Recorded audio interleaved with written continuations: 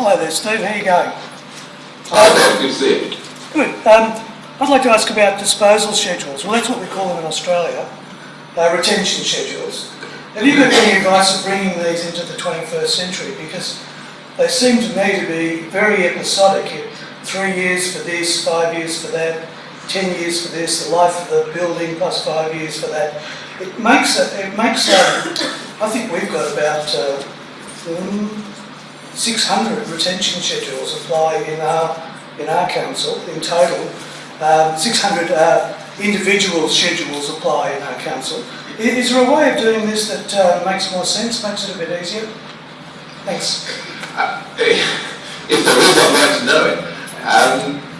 My mention of retention schedules is it's a great example of something that's really good in theory, but rarely, if ever, translates into practice. And often, as you, in your own example, we've got organisations that have got invested tremendously heavily in researching and putting together a schedule, which then often, I'm not saying in your particular example, but often then kind of sits on the shelf or is rarely enacted in any consistent way. And as I think I've touched on in the presentation, I've certainly touched on it elsewhere, that's increasingly becoming the case where you've got information that's stored in so many different and disparate places.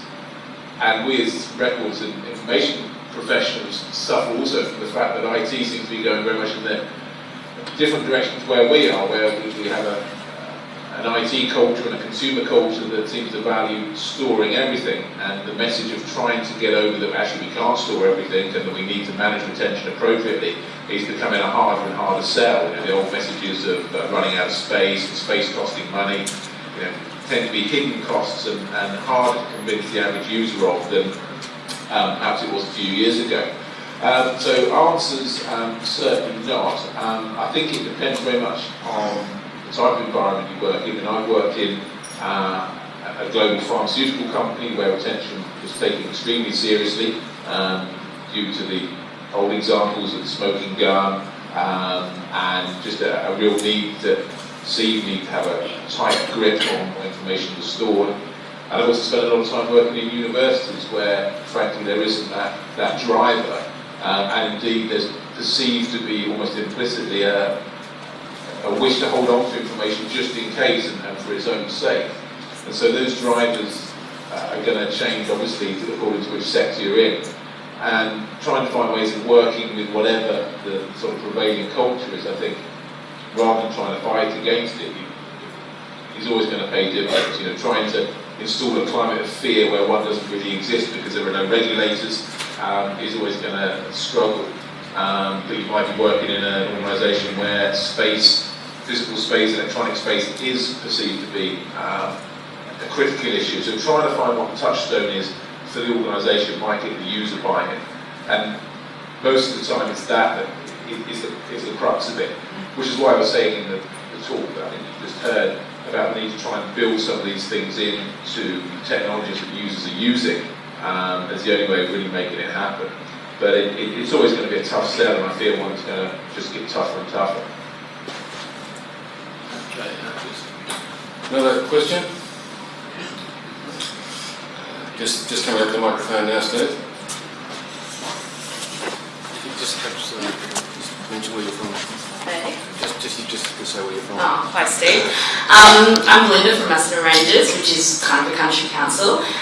Very interesting speech. I imagine when you take it, you quite often get rooms full of blank faces, because that's kind of what this room is at the moment.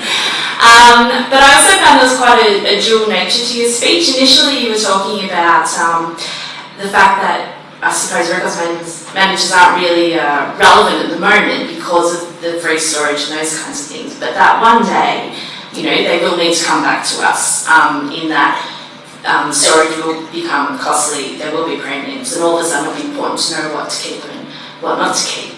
But then later on you start talking about how we should just hand the mantle over to the IT professionals. It's a bit of a, they are going to come back to us eventually to categorise these things, aren't they? So how are they going to deal with that if we just kind of gone sober in retirement now, we're just doing these old things, that kind of stuff. Yeah, I mean, what I was trying to say was, I think, and I hope came across, is that the message is what's important, and that is something that is going to increase, I think, rather than decrease, i.e. the message of managing records appropriately, which clearly we all in the room know as records professionals, but has increasingly got lost, I think, due to the drift of IT and the way that organisations have followed that. What I was trying to say was, I think that the time will come for records theory because of the pressures that I said. But my fear is, or my prediction is, that when that time does come, that actually we, as most records professionals, and it is a generalisation, may not be the best people to deliver that message. So the challenge for us as records professionals is perhaps to firstly acknowledge that, which is maybe the contentious bit, and then actually to say, well, if it's not us, then who should it be? And my suggestion is that actually it's an IT problem, and that it needs, the problem is we have an IT industry who, if they put their mind to it, could deliver the answers, and we have ourselves in the sort of records archival community who have the answers but not the means of actually implementing it. I think the IT industry can learn to do their bit. I'm not sure personally, certainly from my own perspective, that I can ever get the kind of technical level of expertise that is required to actually develop apps, to develop databases in the way that design systems. So it's that's the thing, separating the message from the messenger, I guess. I suppose, but with that, don't you think it'd be just as hard for an IT professional to learn our records management craft? Do you know what I mean? And their willingness to want to learn it would probably be about as high as ours would be to move into the IT sphere, perhaps? Yeah, no, the second part of that I would agree with. To be honest, I'm a committed and enthusiastic records professional. I've been for over a decade. But at the same token, I don't think there's any huge mystique or speciality to what records management is. My wife's a veterinary surgeon. I couldn't go and do her job without spending an awful lot of time in university and training a whole set of skills.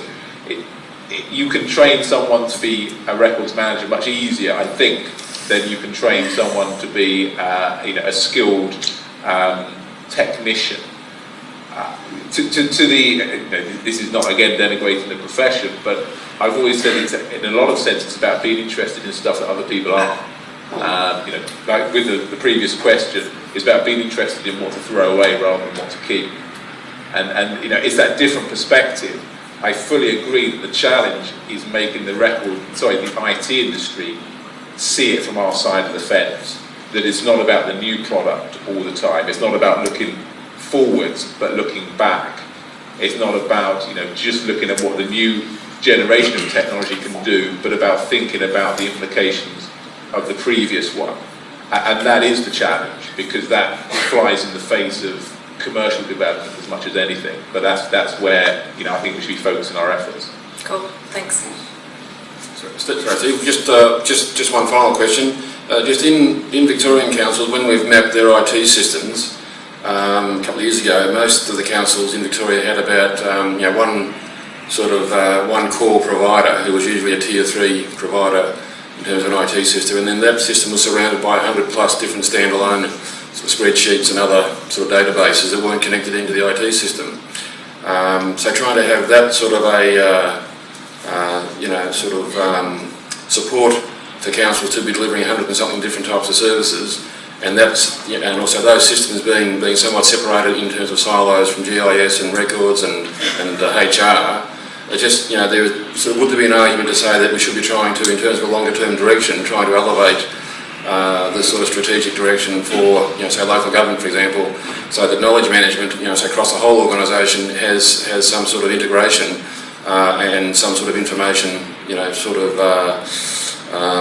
perhaps integration itself, so that all these databases are much more connected and much more sort of customer focused, rather than being driven by sort of systems mentality in terms of technology, without it being necessarily customer facing. I agree in theory. It would certainly make our lives much easier if that were the case.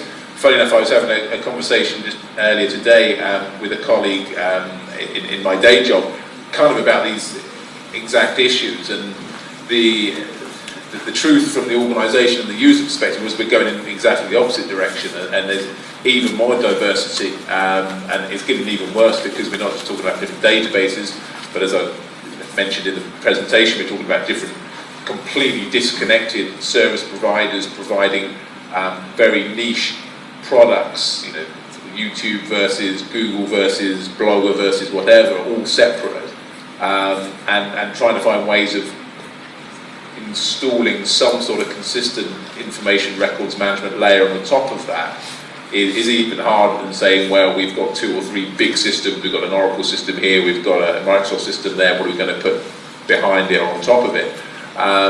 So I think it's probably going to get worse rather than get better.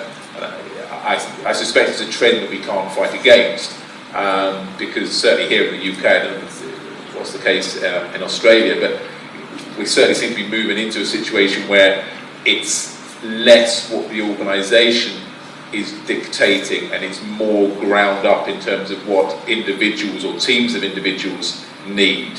So each user is in effect beginning to create their own information environment based on their own needs or the needs of them and their colleagues. It's not to say it's a complete anarchy, but increasingly that locus of power is moving towards the individual rather than the organisation, which again, you know, is part of my argument about, well, in order to be able to try and find some way of coordinating that, we can't do that from outside, it needs to be done from within, and the tools need to be developed with a sense of control from within them rather than us trying to impose it from outside, because otherwise I think we're just always going to be chasing the game and getting further and further behind as we try.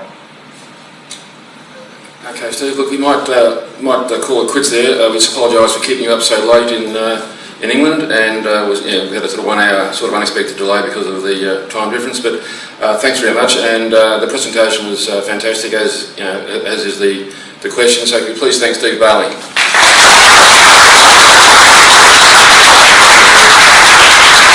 Thanks very much. I hope you enjoy the rest of your conference, so thanks for inviting me to give the paper. Okay, thank you very much.